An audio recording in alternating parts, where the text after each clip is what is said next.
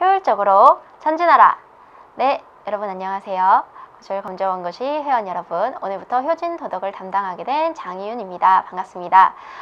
여러분들 오늘부터 이제 도덕을 공부하게 되었는데요. 사실 도덕 과목은 뭐 국영수, 사과, 뭐 다른 과목에 비해서는 난이도가 굉장히 높고 어려운 과목은 아니라고 생각합니다. 그러다 보니까 다른 이제 중요한 그 중요 과목에 밀려서 좀 공부를 안 하는 경향이 사실 좀 있죠. 그런데 조금만 반대로 생각하면 조금만 시간 투자를 한다 그러면 여러분들이 어렵지 않게 점수를 획득하실 수 있는 그런 과목이기 때문에요. 미루지 마시고 선생님하고 강좌를 통해서 강좌를 하나하나 따라가면서 여러분들 합격에 도달하실 수 있을 거라고 생각합니다. 여러분들 그래서 예습, 복습 충실히 하시면 더욱 더 좋고요. 그렇지 않다 그래도 선생님 강좌만 잘 보고 이 시간 내에 충분히 소화하신다면 25문제 중에서 충분히 15문제 이상 맞추실 수 있을 거라고 생각합니다. 도덕은 크게 네 가지의 대단원으로 구성이 되어 있고요. 첫 번째 대단원은 인간과 자유, 두 번째는 사회 제도와 정의, 세 번째 국가 민족의 윤리, 그다음에 네 번째 이상적인 삶, 이렇게 네 가지 단원으로 구성되어 있고요. 이제 네 가지 단원의 학습을 마치게 되면 선생님과 함께 여태까지 최근에 기출되었던 내용들이 어떤 것들이 있나 기출 문제를 중심으로 학습을 해보도록 하겠습니다. 기출 문제는 선생님이 좀 연도별로 나왔던 기출문제 중에서 중요한 내용들을 잘 이렇게 재구성해가지고 여러분들 실전 감각에 맞게 편집을 한 거니까요. 여러분들한테 아마 정말 이제 그 시험장에 가서 내가 시험 문제를 얼마나 맞을 수 있는지 적절한 실력 배양에 길이 되는데 도움이 될 것이라고 생각합니다. 자, 그러면요. 첫 번째 인간과 자유 1단원의 소단원이죠. 챕터 1 자유와 자유부터 시작을 해볼까요? 자, 1절 필연인과 자유인가인데요. 여러분들 고졸 검정고시를 보게 된 거는 여러분들의 어떤 선택인가요? 아니면 누군가의 명령인가요? 인간의 행위들은 사실 어떠한 그 선택이 이루어져서 이제 결정되는 경우가 많은데요. 우리가 이제 도덕을 배우면서 사실 도덕에 대해서 근본적으로 얘기할 수 있으려면 그 도덕에 대한 어떤 전제 조건이 필요한데 그 전제 조건의 하나가 바로 자유죠. 그래서 우리가 이 자유에 대해서 생각해보면서 이 자유가 있기 때문에 이제 인간다운 행위를 할 수 있는 건데 인간이 가지고 있는 이 자유를 가지고 있는 그 자유에 대한 어떤 두 가지 입장. 첫 번째 필연인가 자유인가 1절부터 좀 보도록 하겠습니다. 자, 1절에 나온 첫 번째 것은 이제 결정론과 자유의지론인데요. 여러분, 결정론이라고 한다면 인간의 행위나 또 모든 어떤 사회현상, 그 다음에 자연법칙 등이 정해져 있다는 거죠. 그쵸? 그래서 여기 보면, 교재 보면, 결정론 1, 의미. 인간 행위뿐 아니라 모든 현상, 어떤 원인이 자연법칙, 운명, 인간관계 등이 필연적으로 정해져 있다고 보는 견해다 라고 나와 있죠. 여기서 중요한 키워드는 뭡니까? 필연적이죠. 자, 필연적에 동그라미 칠까요? 자, 필연적으로 우리가 정해져 있다고 하는데, 그렇기 때문에 필연이라는 것은 어떻게 보면 모든 운명적으로 어떻게 그렇게 될 수밖에 없다는 거니까 인간한테 책임을 묻지 않을 수 있죠. 그래서 입장에 보시면 두 번째 소가로 우리가 하는 모든 행동은 자신의 의지에 따른 것이 아니기 때문에 행위에 대한 뭐 없다? 책임이 없다. 자, 그래서 첫 번째 이제 결정론을 봤는데 결정론에서는 우리의 행위에 대해서 책임을 두지 않게 되죠. 그렇죠? 결정론의 대표적인 게 뭡니까? 여러분들 어떤 걸 결정해야 될 때 너무 고민될 때 우리가 좀 문제 해결 방식으로 과학적이진 않지만 어떤 일을 하죠? 점집에 가죠. 네, 그러면 그 점집에 가면 그 무당이 이렇게 얘기하죠. 너는 이번에 그렇게 될 거야. 확신에 차서. 근데 근거는 있어요, 없어요? 없죠. 그쵸? 그런 결정론의 어떤 대표적인 게 바로 이제 뭐 점집 같은 거죠. 그래서 숙명론, 운명론을 얘기하고요. 인간의 어떤 자유의지를 좀 부정하고 있다. 부정하는 입장이죠. 그런데 두 번째, 우리 자유의지론을 보면요. 자유의지론의 의미는 뭡니까? 인간의 모든 행위는 인간의 자유로운 선택에 따른 것이다. 자, 그래서 여기 아까 필연적인 동그라미 쳤으면 여기는 어떤 거죠? 선택. 그쵸? 선택이라고 보는 경우다. 그래서 여기의 입장은 인간의 행위는 인간 스스로 그 원인이 되니까 자신의 행위에 대해서 책임을 져야 된다. 그쵸? 그래서 이게 인간의 의지의 어떤 자유의지에 대한 부정이라면 얘는 자유의지에 대한 긍정이죠. 그쵸? 그러면 우리가 도덕적인 행위, 도덕적인 행위에 대해서 얘기를 하려고 그러면 당연히 뭡니까? 인간의 선택에 의해서 도덕적인 어떤 행동을 했다라고 했을 때 그거에 대한 책임을 물을 수가 있죠. 그래서 우리는 자유의지론을 이제 고려를 했을 때 도덕에 대해서 우리 생각해 볼 수 있는 거죠. 그렇죠? 그래서 결국에는 근데 이게 사실은 하나만 이제 자유의지만 있다라고 보기에는 조금 어려울 수 있죠. 예를 들어서 좀 뭐라 그럴까요? 우리가 선택을 했지만 그 선택이 자신의 어떤 운명적인 그런 것과 좀 관련이 있을 수 있죠. 예를 들어서 이 결정론이면 선택이 아니라 어떤 것은 반드시 그렇게 되기 마련이다 라는 어떤 자연법칙 이런 것들하고 관련이 있는데 인생에 살다 보면요 내 선택에 의해서 그렇게 되는 경우도 있지만 내가 그렇게 원하지 않아도 그렇게 일어나는 경우도 있죠. 예를 들어서 뭐 사건이나 사고 같은 경우도 그렇죠. 그렇기 때문에 이 두 개는 양립이 좀 필요하다라고 3번 그렇게 적었죠. 결정론과 자유의지의 양립의 필요성이 있다. 자, 그러니까 그 어떤 행위를 할 때 그에 대한 결과가 예측이 되는데 이 결정론은 어느 정도 예측이 되죠. 근데 얘는 좀 예측이 불가능하죠. 그래서 이 두 가지에 대해서 우리는 같이 좀 고민을 해봐야 된다라는 거.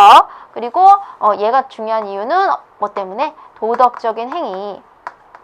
도덕적인 행위를 했을 때는 만약에 그게 도덕적이지 못했을 때는 비난의 근거가 되려면 네가 선택했기 때문이야 라고 해야 되는 거죠. 그렇죠? 그래서 자유라는 건 도덕적 행위의 기본이 되는 거죠. 자, 그래서 그럼 제2절 우리 11페이지죠. 제2절 자유론으로 이제 넘어가 봅시다. 자, 이제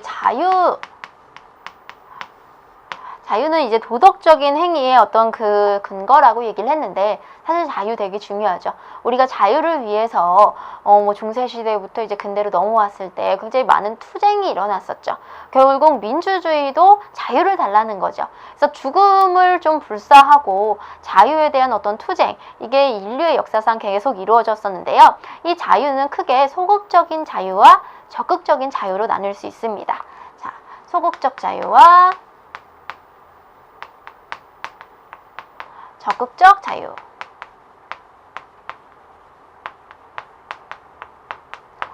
자, 소극적인 자유는 이렇게 생각하시면 돼요. 그냥 내가 어딜 가든지 나의 어떤 신상에 대해서 내가 마음대로 할 수 있는 거. 그게 이제 소극적 자유죠.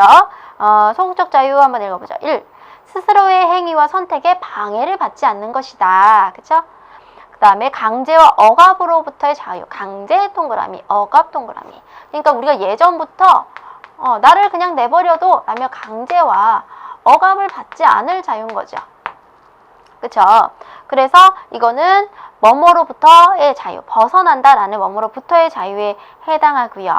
이제 적극적인 자유는요, 그 단순히 벗어나는 게 아니에요. 이제 뭐 노비 같이 이제 그 노비나 종 같이 어떤 굴레를 벗어나고 구속을 피하는 정도가 아니라 뭐에 대해서 자신의 이제 그 어떤 행동에 대해서 조금 더 이제 폭이나 깊이가 좀 넓었으면 좋겠다는 거죠. 그래서 어려움이 있더라도 뭐 내가 선택한 거를 좀 밀고 나가는 그런 것들이 이제 적극적 자유에 해당하는 거죠. 자, 그래서 적극적 자유 2번 한번 읽어보면요. 자유와 폭 정도를 누가 결정하느냐와 관련이 되어 있다. 자율적으로 목적을 정하고 그것을 실현하는 것. 2번 동그라미 칠까요? 자율적으로 뭔가를 정하고 실현하고 조금 더 소극적 자유보다 좀 깊이가 있죠. 자, 뭐뭐로의 자유 혹은요 뭐뭐를 향한 자유.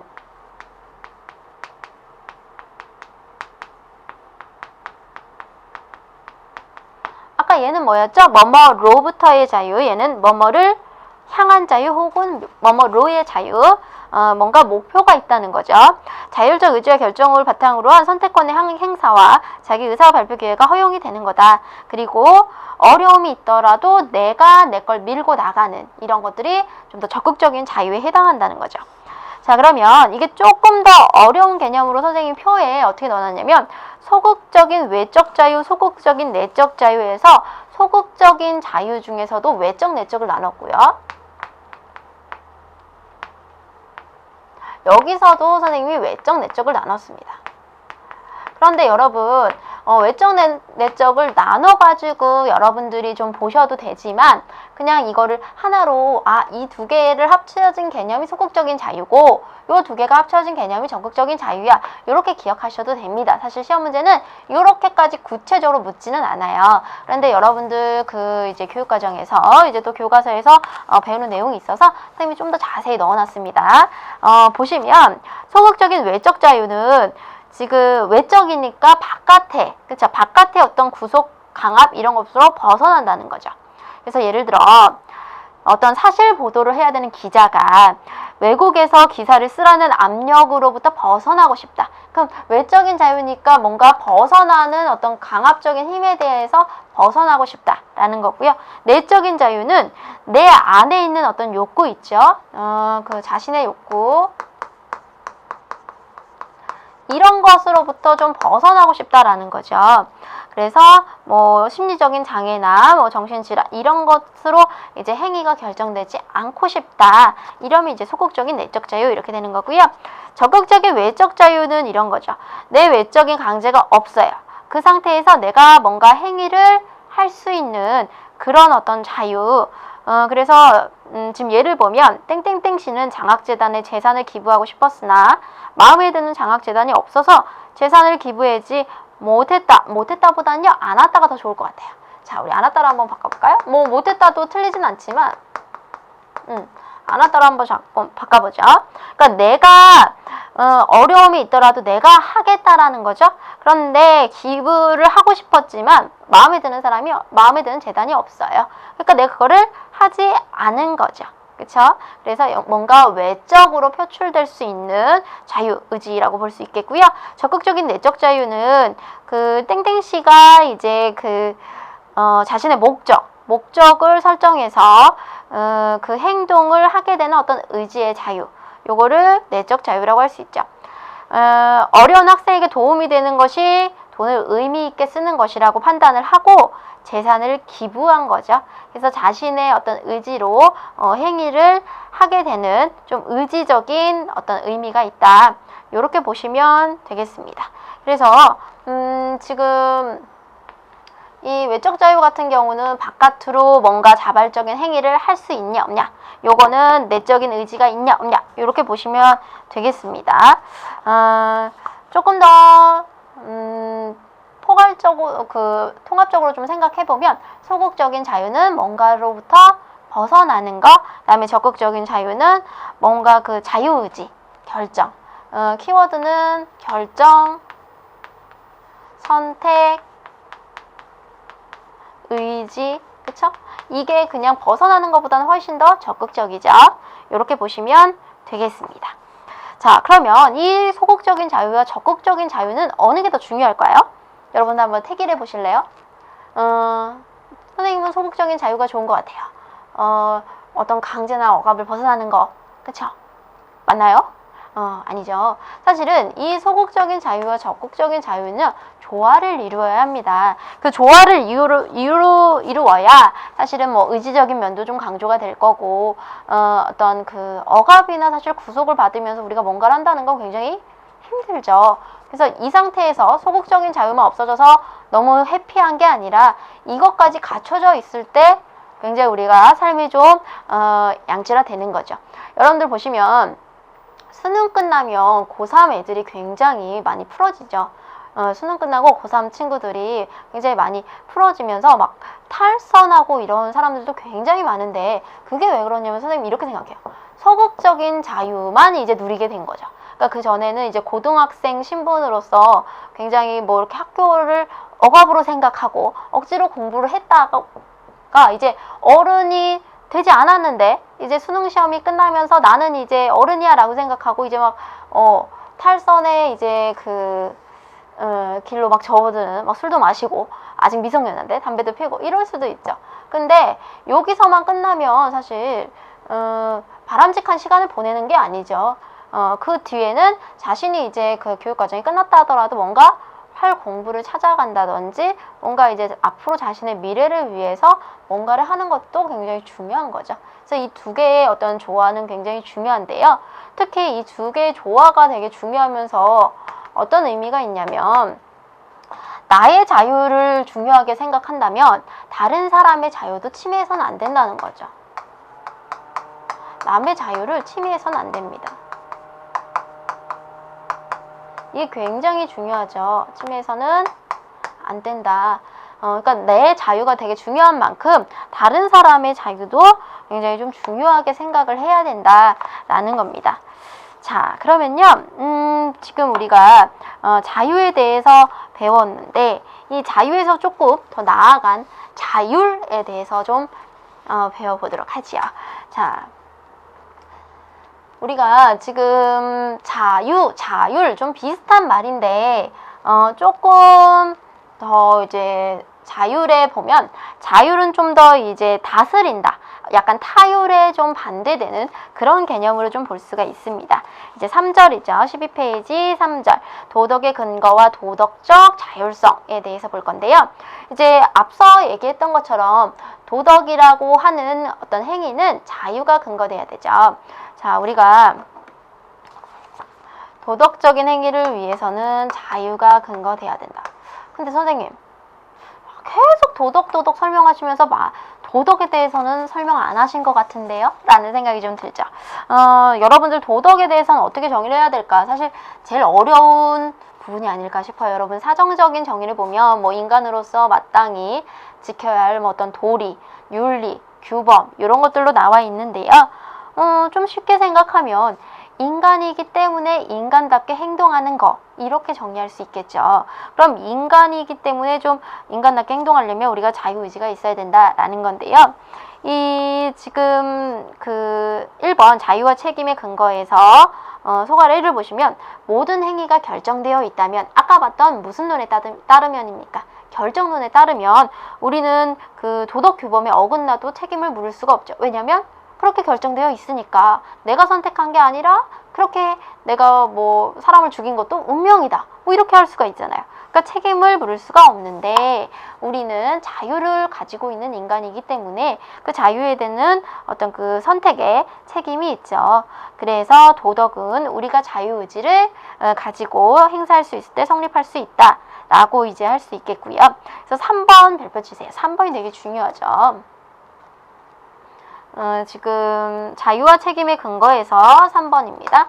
책임의 문제는 선택과 행위를 자유를 전제로 한다. 그래서 의지가 자유롭게 행사할 수 있을 때 성립할 수 있다. 그렇죠? 자, 그러면 참된 자유를 어떻게 하면 행사할 수 있을까? 라고 이제 4가지를 한번 볼게요. 첫 번째, 감각적인 욕구나 충동에 의한 행위는 자유로운 행위가 아니다. 인터넷 게임 중독 같은 경우는 우리가 자유에 의해서 한다기보다는 어떤 전두엽 같은 데가 좀 이제 중독이 돼서 좀 제대로 판단을 못하는 그런 좀 문제가 있는 거죠. 자, 그래서 참된 자유는 어떤 판단? 이성적인 판단이다. 우리가 여기 쓰면 좀 헷갈릴까요? 이쪽에 있을까요? 참된 자유는 감각에 의존하는 게 아니라 이성에 의해서 이성적인 판단을 주로 하는 것이다. 자, 그래서 자유는 굉장히 도덕에 중요하다. 이건 계속 반복되고 있고요. 도덕적인 행위를 통해서 우리가 굉장히 자유의지를 가지고 있는 존재구나 라는 걸 좀 자각할 수 있죠. 자, 그래서 드디어 나왔습니다. 자율. 우리가 도덕적인 자율성, 요거에 대해서 얘기를 할 건데요. 자, 두 번째, 도덕적인 자율성. 자, 1. 도덕적 자율성은 스스로 도덕 원칙을 세우고 그것을 따를 수 있는 능력이다. 제가 별표 칠까요? 중요한 건 뭐를 세운다? 도덕 원칙, 도덕 원칙을 수립하는 것 플러스 그것을 따르는 것, 그쵸? 그것을 실천하는 것. 그러니까 이게 타율의 반대인 거죠. 사실 사람을 죽이면 안 된다, 사람을 죽이지 말자, 이거는 물론 법이 정해졌기 때문에 죽이지 않는 거지만 여러분 스스로 뭔가 살아있는 것을 죽이는 거에 대해서 죄책감을 갖게 되죠. 그렇죠? 그래서 이 자율이라는 말, 아까도 얘기했지만 타율과 반대죠. 자율은 스스로 다스리는 것.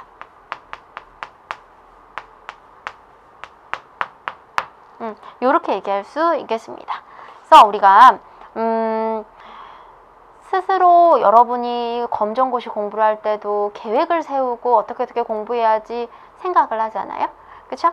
그래서 도덕 같은 것도 우리가 뭔가 행위를 할 때, 도덕적인 행위를 할 때 내가 이렇게 해야 되지 라는 나만의 원칙이 있죠. 그거를 생각하고 한다면 여러분은 이미 도덕적인 자율성을 갖고 있는 존재다 라고 얘기를 할 수가 있습니다. 자, 그러면 3. 자율적 인간을 좀 보도록 할게요. 나 자신만의 고유한 개성을 지닌 자율적인 존재로서의 어떤 독립적인 인격, 요걸 얘기할 수 있고요. 자율적인 인격은 또 어떤 인간이냐면 자아실현, 그쵸? 자아실현을 추구하는 존재다.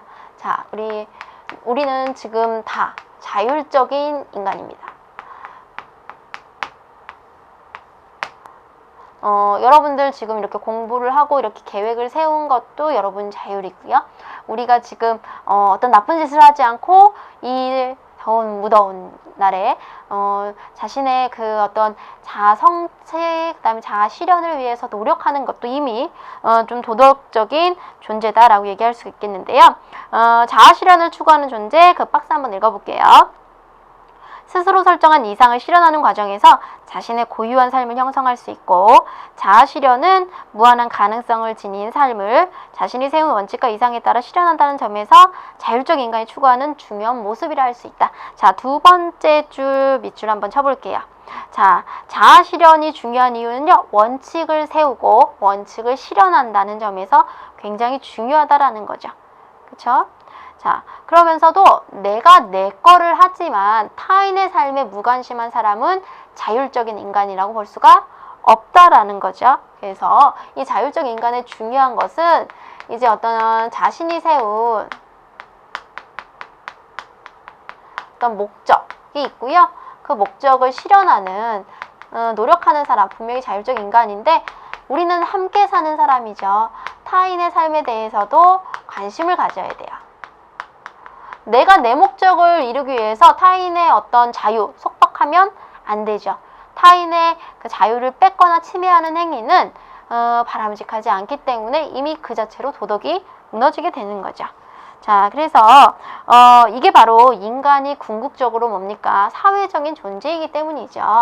자, 요게 이렇게 이루어져야 되는 이유는 인간이 궁극적으로 사회적인 존재이기 때문입니다. 박스 세 번째 칸에 나와 있죠. 그래서 이 얘기는 이미 우리가 고대 아리스토텔레스가 미리 얘기를 했죠. 인간은 본성상 사회적인 존재이다. 그래서 사회를 벗어난 자아 실현은 이룰 수 없습니다. 그러니까 내 자아를 이루기 위해서는 분명히 사회 안에서 해야 되고, 사회 안에서 자아 실현을 하다 보면 자신의 것을 이루기 위해서 타인의 자유를 침해하는 경우가 생기죠. 그런데 타인의 자유를 침해하게 되면 그것 자체가 일단 도덕에서 벗어나게 되는 거죠. 그렇죠? 그래서 내가 나의 자아 실현을 하면서도 타인을 항상 좀 고려하고 배려하는 것들이 좀 필요하다. 요게 바로 지금 우리가 생각하고 있는 자율적 인간입니다. 자, 여러분들 그러니까 이제 도덕과 도덕의 자율성, 여기서 이 강좌에서는요, 도덕, 그 다음에 도덕의 자율성, 자유, 그 다음에 소극적인 자유, 적극적인 자유, 이렇게 해서 한 5개의 개념들을 챙기시면요, 충분히 가능하실 수 있을 것 같습니다. 그래서 도덕이 성립되려면, 도덕이 선생님 아까 뭐라 그랬죠?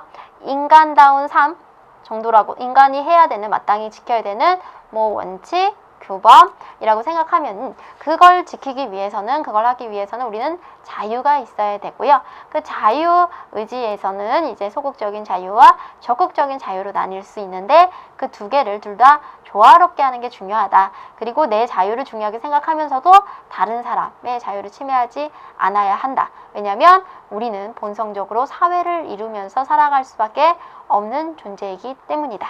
라고 정리할 수 있겠습니다. 자, 여기까지가요. 챕터 1 인간과 자유에 대한 얘기였고요. 다음 시간에 챕터 2 도덕 판단의 과정에서 다시 만나 뵙도록 하죠.